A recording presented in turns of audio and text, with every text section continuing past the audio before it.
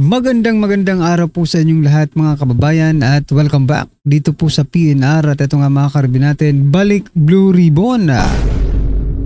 Bumaba na, Marcoleta ipapalit. Ayan mga kababayan, patungkol po riyan ang ating aalamin at bibigyan ng reaksyon ngayong araw na ito. Pero bago pong lahat mga kababayan, sa mga hindi pa po nakapag-subscribe sa ating munting channel, pa-subscribe naman po. At palike na rin po ng video ito. Maraming salamat po. At ito na nga, simulan na po natin to.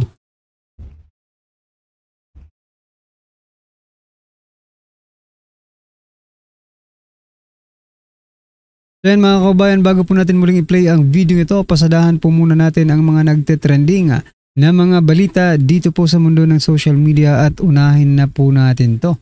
Nako, ito pong si Secretary Boying Rimulya, no? Incoming ombudsman. Mayroon po siyang pinakabagong pahayag. Sabi niya po dito, bubuklatin natin, pag-aaralan at tatanungin natin yung mga may hawak doon ngayon. Ayan. Ito po mga kababayan ay patungkol sa issue sa confidential funds ni Vice President Sara Duterte. Matatandaang may inadapt na committee reports ang Kamara tungkol sa mga inirekomendang reklamo laban kay Vice dahil sa umano'y maling paghawak sa confidential funds. Inaksyonan naman ng ombudsman ang naturang report. Ayan mga kababayan, dahil nga si Boying na ang ombudsman, sa palagay nyo ba magiging political or politically motivated itong si ombudsman Boying? Ngayon pa nga lang nagpapakita na po ng kanyang pagiging political, no, pagdating po dito sa ombudsman. Kasi dapat hindi dapat politiko ang nasa ombudsman no? Kasi kapag politiko po ang politiko ito si Boying no? Mapupolitika po ang ombudsman, maaaring nako po. Ay gaya nga po ng sabi ko nung mga nakaraan, baka magbunyi, no? Magparty-party yung mga kawatan sa ating gobyerno. Yung gumagawa ng kalokohan sa ating gobyerno, di ba? Dahil kay Boying, dahil si Boying na po ang ombudsman. Ayan. Ano po ang inyong masasabi dyan? Comment nyo na lang po mga kababayan at eto, pasadahan din po natin to.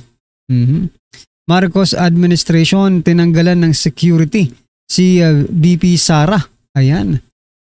Ayan, ano po ang inyong masasabi dyan mga kababayan Naku naman Dito po sa report, ayon ngayon sa ngayon nananatiling palaisipan kung ito ay bahagi lamang ng normal na tactical reshuffle o kung may mas malalim pa na motibo na konektado sa lumalalim umanong tensyon sa loob ng administrasyon. Ayan mga kababayan. Ito po ay patungkol sa walang abiso na pagtatanggal no? Sa commander ng Special Protection Group, SPG, na nakatalaga sa seguridad ni Vice President Sara Duterte. Ano po ang inyong masasabi dyan? Sabi nga ni Senator Amy Marcos delikado si Vice President Sara Duterte. Yung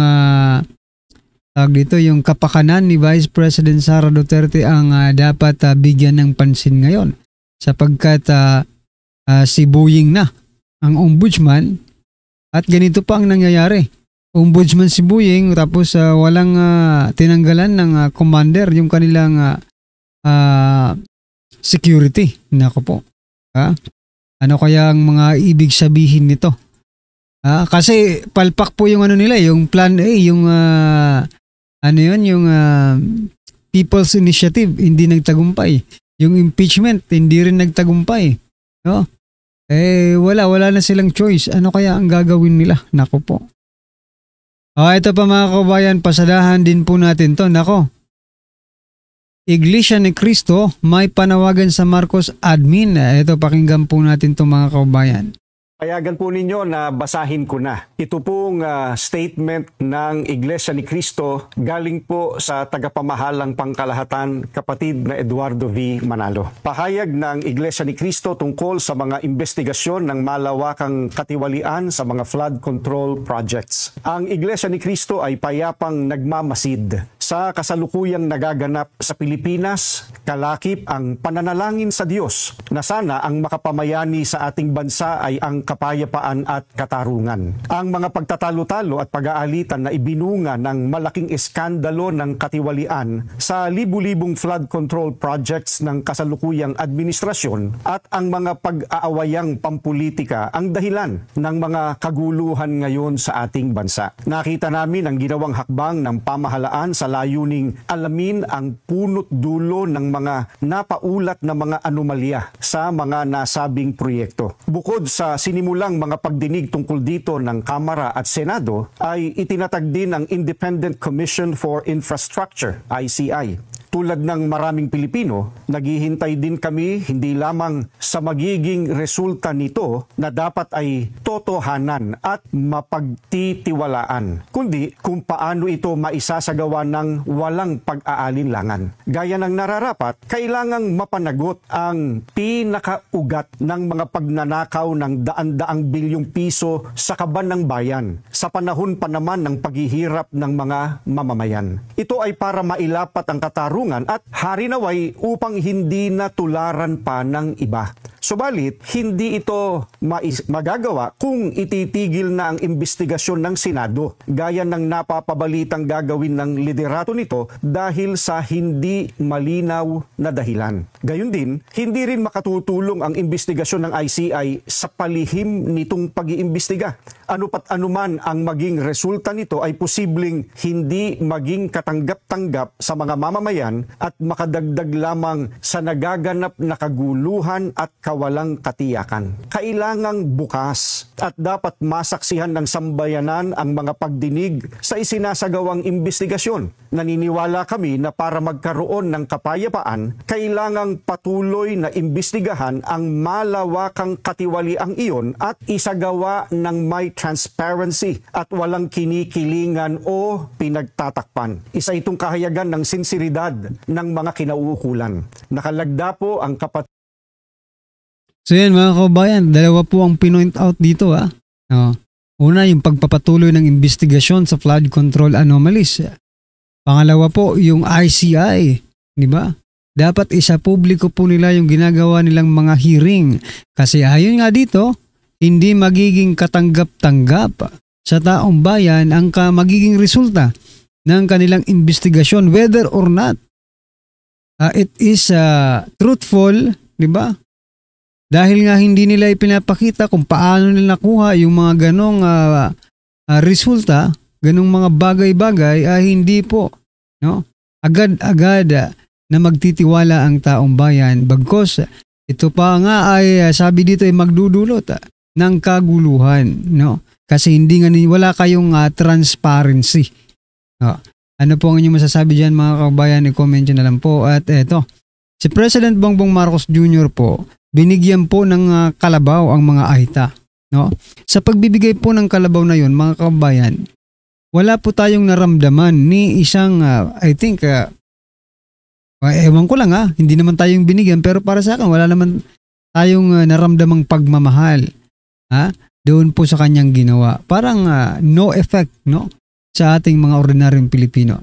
Pero ito mga kabayan, former President Duterte, kinausap lang ang AITA, pero grabe. Damang-dama mo na totoong tao talaga ang ating former president. Hindi gaya ngayon. Ito, pakinggan po natin ito mga kabayan at sana'y maantig ang ating mga puso. Medyo pinakabahan lang po. Tanghapon po. Tanghapon. Oh, Mari. Kumusta ka? Mari ko man ito. Hindi ka nagpapasyal dito sa bahay mo? Oh? May gamit po. Gusto mo? Oh, Meron daw po. oh, maligo ka? Gusto mo doon sa kabila? Pwede, bahay ko. Gusto mo maligo? Oh. Nakita ka rin. Kilala mo? Sa TV po nakikita. Kilala mo yan eh. Pati ikaw mo rin. Sige, kung gusto mo ligo doon ka. Ano po ba? Ito hindi akin. Atin lahat. Atin dito. Doon ako natutulog sa bilat. Doon, maliit ko bahay. Medyo pinakabahan lang po. So yan mga kabayan, no? The best ka talaga. Former President Duterte. Yan po, ano po ang inyong masasabi dyan? Comment nyo na lang po mga kabayan at eto. Pasadahan na po natin ang video ito at bigyan po natin ng reaksyon. Eto na po.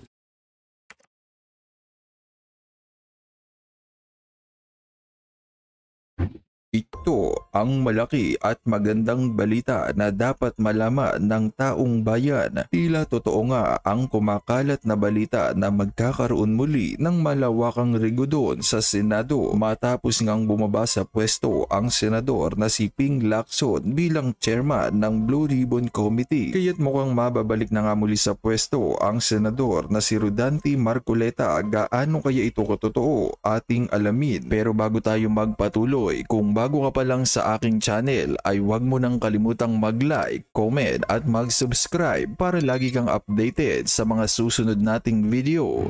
Binigyang diin din ni Senador Ping Lacson na hindi niya ipipilit ang pamumuno sa Senate Blue Ribbon Committee. Ito'y matapos anyang magpahiwatig ng pagkadismaya ang mga kapwa nito senador, partikular na ang mga kasama nito sa majority bloc na sina Senator JB Ejercito at Sherwin Gatchalian. Kaugnay ito ng pagdinig ng komite kung saan tila nadidiin ang ilang senador sa mga anomalya sa flood control projects ng pamahalaan. Kaya naman panawagan ngayon ng ilan sa ating mga kababayan na sanay ang susunod daw na uupo bilang chairman ng Blue Ribbon ay dapat isa ng abogado katulad na lamang ni Senador Rodante Marcoleta na siguradong mas may malawak na kaalaman sa ating batas at upang mapanagot na ang mga tunay na mastermind sa maanomalyang flood control projects. Pabor ba kayo dito mga kababayan? At narito panoorin pa natin ang full video.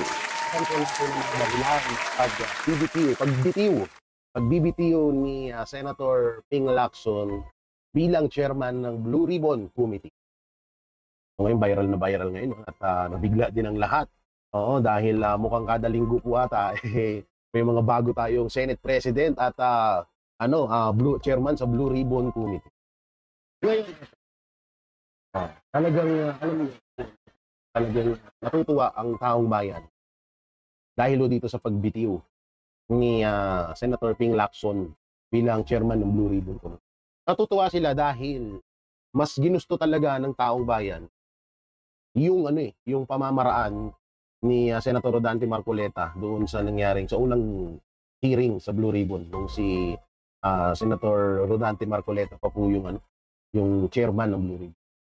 Ngayon natutuwa sila na parang nagkakaroon na ho ng linaw at parang nagkakaroon na ng liwanag na mapanagot itong si Martin Romualdez at si Saldico, no? Dahil silang dalawa ho ang talagang tinutumbok dito ng mga kontraktor, yan, mga Diskaya, sila Alcantara, at yung iba pa. Alam naman natin na si Diskaya biglang bumaliktad nung panahon na hearing sa Congress. Alam naman natin kalakaran niya sa Congress, puro naman talaga mga bataan yan ni Martin Romualdez, pero hindi naman lahat. So yun nga, at ikinagulat ng lahat, itong si Senator Ping Lacson ay nagbitiw bilang chairman sa Blue Ribbon Committee. So maraming mga teorya, mga haka-haka, mga bali-balita na mga dahilan na talagang dahilan na pag-alis ni Senator Ping Lacson diyan sa posisyon na yan. So unang-unang nakikita ay yung kaduwagan. Dahil talagang naramdaman ni Senator Ping Lacson na talagang grabe yung ginagawa sa kanya ng mga netizen dahil nga hindi nagugustuhan yung kanyang pamamaraan sa pagdinig sa issue ng flood control scam, no? So maraming talagang nagagalit na parang lumalabas nga doon ay isa sa mga tuta or bataan nito ni former Speaker Martin Romualdez.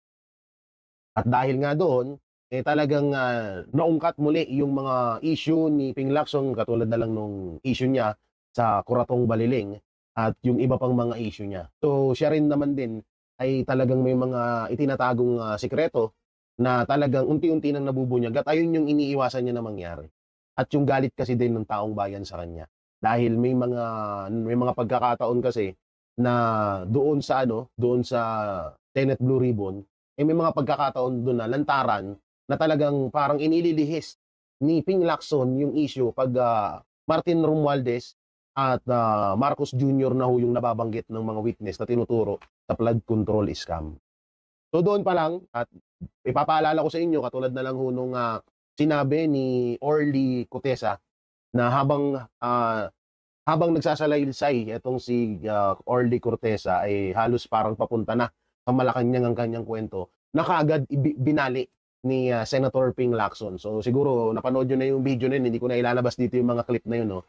So kaagad niyang ibinali. Simula doon, nagsuspetsa na or naghinala na, sinuspetsahan na itong si Senator Ping Lacson na parang may pinagtatakpan, parang may iniiwas dito sa issue ng flood control. So doon, hindi talaga tumigil ang pagbabati ko sa kanya hanggang sa dumating na nga na parang nagkakasagutan na nga or nagkakainitan na itong ilang mga senador, lalong-lalo na si Senator Rodante Marcoleta at Ping Lacson, dahil talagang ang layo ng patupad, ang layo ng batas na ipinapatupad ni Senator Ping Lacson diyan sa Blue Ribbon Committee, hindi kagaya nung sa kanya. So ngayon, eto na yung pangalawang teorya, pangalawang hula na pagbibitiw ni Senator Pico sa kanya hanggang sa dumating yun para lang dito na mailihis si Martin Romualdez sa issue ng flood control scam. So isa yon sa mga dahilan din siguro yung ayaw niyang masira ang kanyang pangalan dahil kay Speaker Martin Romualdez, at talagang nahalata ng mga netizen na talagang parang pinagtatakpan mo. Oo, kasi ang nangyayari kasi dinidiin yung mga kontraktor na para sa akin tama naman, dinidiin yung mga kontraktor sa issue ng flood control scam, pero yung mga nasa likod ng mga kontraktor na to na itinuturo nila na dawit na kasama nila sa pagnanakaw, kasama nila sa pangdurugas sa kaban ng bayan, ay hindi iniipit or hindi man lang ma-mention dyan sa Senado, lalong-lalo na. Then mga kababayan, ano po ang inyong opinion, reaction patungkol po sa video ito? I-comment nyo na lang po sa baba. Maraming salamat po.